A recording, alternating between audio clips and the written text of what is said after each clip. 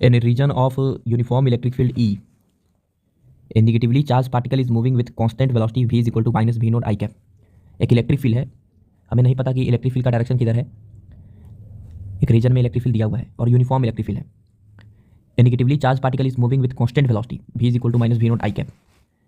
Minus v naught I cap का मतलब ये हुआ कि अगर y एक्सिस है, ये अगर x एक्सिस है, ये y एक्सिस, ये x एक्सिस, ये x डैश, ये y डैश, तो चार्ज पार्टिकल जो है निगेटिव चार्ज पार्टिकल है।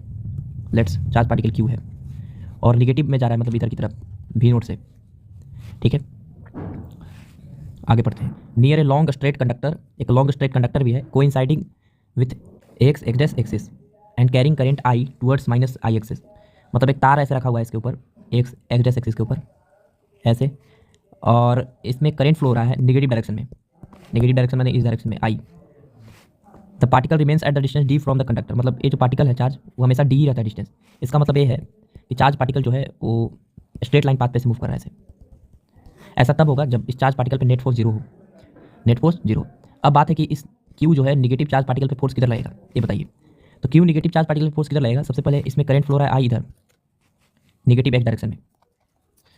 तो नेगेटिव एक्स डायरेक्शन में अगर करंट फ्लो हो रहा है तो मैग्नेटिक फील्ड किधर होगा?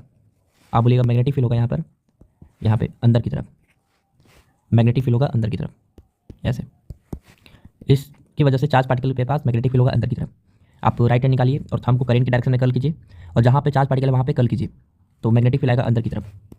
मैग्नेटिक फील्ड जब अंदर की तरफ आएगा तो फोर्स किधर लगेगा? नेगेटिव चार्ज पार्टिकल पे। आप बोलिएगा वेलोसिटी है v क्रॉस b कीजिए, तो v क्रॉस b करेंगे तो v क्रॉस b किधर आएगा? ऊपर नहीं, नीचे।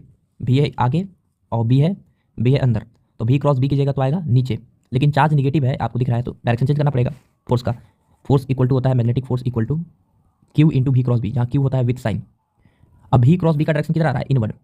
लेकिन क्यू अगर निगेटिव है तो f किधर हो जाएगा? ऑफकोर्स ऊपर की तरफ y एक्सिस के अलॉन्ग हो जाएगा। y एक्सिस के अलॉन्ग हो जाएगा, इसका मतलब ये है कि इस चार्ज पार्टिकल पे मैग्नेटिक फोर्स लगेगा ऊपर की तरफ। कितना मैग्नेटिक फोर्स लगेगा? Q V B sine theta, sine 90 degree, क्योंकि वेलोसिटी और मैग्नेटिक फील्ड के बीच में एंगल 90 डिग्री है। अब बताइए कि मैग्नेटिक फोर्स ऊपर लग गया चार्ज पार्टिकल पे, और चार्ज पार्टिकल मूव कर रहा है कांस्टेंट वेलोसिटी से।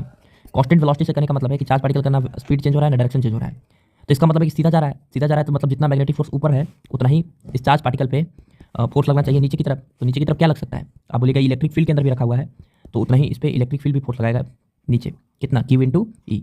लेकिन बात आया कि इलेक्ट्रिक फील्ड किधर है, तो हमको ये बात है कि चार्ज पार्टिकल निगेटिव है। चार्ज पार्टिकल निगेटिव है तो इसका मतलब है कि इलेक्ट्रिक फील्ड ऊपर होगा ऐसे। इलेक्ट्रिक फील्ड ऊपर होगा तभी तो चार्ज पार्टिकल पे फोर्स नीचे लगेगा नेगेटिव।